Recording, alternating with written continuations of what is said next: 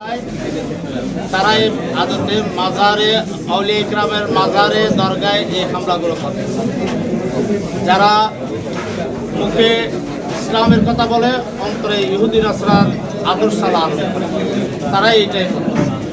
আপনি দেখবেন যারা মাজারে হামলা করেছে তারা তৌহিদি জনতা বলে পরিচয় দিয়েছে। আদতে ইসলামের মধ্যে তৌহিদি জনতা বলে কোনো মুসলমান নাই। একটা জিনিস খেয়াল রাখবেন, ইহুদিরা হচ্ছে মুসা আলাইহিস ইসলামের উম্মত, খ্রিস্টানরা হচ্ছে ঈসা আলাইহিস ইসলামের উম্মত, মুসলমানরা হচ্ছে মুহাম্মদ রাসূলুল্লাহর উম্মত। মুহাম্মদ রাসূলুল্লাহর উম্মতদের পরিচয় হচ্ছে ইসলাম, মুসলমান। তৌহিদি জনতা বলতে কোনো মুসলমান নাই। যারা তৌহিদি জনতা বলে, এই তৌহিদি জনতা তাদেরকে কারা প্যাট্রোনাইজ করছে এ পর্যন্ত শনাক্ত করতে পেরেছে? এটা তো মূলত সরকারের দায়িত্ব, এটা সরকারই শনাক্ত করবে। আমরা এক কথায় এক বাক্যে আমরা বলেছি, যারা নবী বলি বিদ্বেষী, যারা মাঠে ময়দানে কথায় বাদে যাদের বক্তব্যে নবী বলির শান মান নিয়ে কটূক্তি করে বিদ্বেষ ছড়ায়, তারাই মূলত এই মাজারে হামলার জন্য দায়ী। এ পর্যন্ত মাজারে হামলাকারীদেরকে সরকার, পুলিশ বা প্রশাসন যারা আছে প্রশাসনে তারা গ্রেপ্তার করছে? দৃশ্যমান আমরা এরকম কিছু দেখি নাই। হয়তো কয়েকটা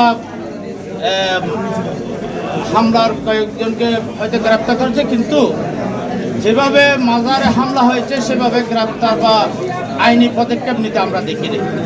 সম্প্রতি আমরা দেখেছি সোশ্যাল মিডিয়ায় বেশ একটা বিষয় আলোচনা হয়েছে। একজন ইসলামিক রাজনৈতিক দলের একজন এমপি, তিনি অপ্রাপ্ত একটা নারীকে, একটা কিশোরীকে নিয়ে বিভিন্ন ভিডিও ভাইরাল হচ্ছে। সে একজন ইসলামিক রাজনৈতিক দলের কাছে এমনটা প্রত্যাশা করে কিনা মানুষ? না, এটা তো আদত অপ্রত্যাশিত। এটা শুধু ইসলামী দল বলে নয়, কোনো মুসলমানের জন্য এরকম অনৈতিক কর্মকাণ্ডে জড়িত হওয়ার কোনো সুযোগ ইসলাম দেয় নাই। যারা ইসলামের কথা বলে এইরকম কাজ করে, যারা দিনের বেলায় আসে মানুষকে দিনের দাওয়াত দেয়, রাতে যদি বা গোপনে যদি এই সমস্ত অনৈতিক কর্মকাণ্ড করে, তাহলে তাদের চরিত্র কি সেটা জাতি বিবেচনা করবে।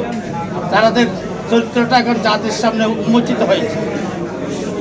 আমি একটা বিষয় জানার আছে যে এই যে যারা ইসলাম নাম ব্যবহার করে বিভিন্ন ইসলামিক কার্যকলাপ করছে প্রতিনিয়ত, তাদের ক্ষেত্রে বিভিন্ন রাজনৈতিক দল বলছে যে আপনারা এই ইসলাম নামটা বাদ দিয়ে আপনারা যত কিছু অনৈতিক কাজ করে যেতে বাদ দেন। এই কথাটা কতটুকু যৌক্তিক আপনার মনে হয়? এটার একদম যথাযথ যৌক্তিক রয়েছে। কারণ বাংলাদেশে তো অনেক রাজনৈতিক দল আছে, যারা প্রকৃত ইসলামকে ধারণ করবে তারাই ইসলামী দল হবে। যারা মুখে ইসলাম বলবে কিন্তু কর্মকাণ্ডে যারা ইসলামের কোনো আদর্শ তাদের কাছে থাকবে না, তারা ইসলামী দল হবে কীভাবে?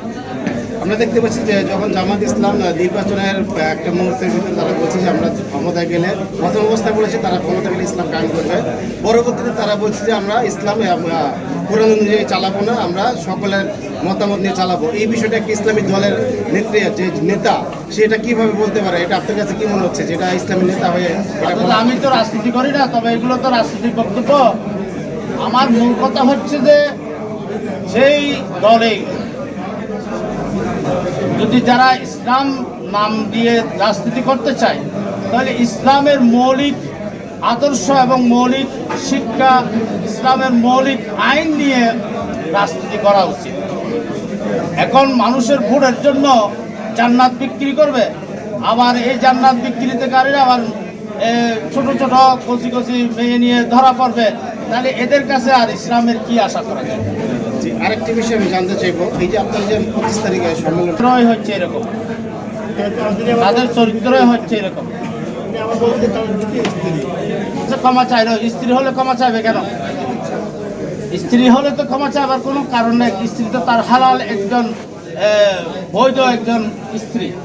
আচ্ছা, আমি আপনার কাছে যেটা জানতে চাইছি যে 25 তারিখ আপনাদের যে মহাসম্মেলনটি হবে, সেই সম্মেলনে আপনি এরকম নিরাপত্তা সরকারের কাছে চাচ্ছেন, এই বিষয়টি আমাদের কোনো হামলার আপনারা এরকম কোনো আশঙ্কা পাচ্ছেন কিনা বা এরকম কিছু দেখছেন? আসলে যারা দুর্বৃত্ত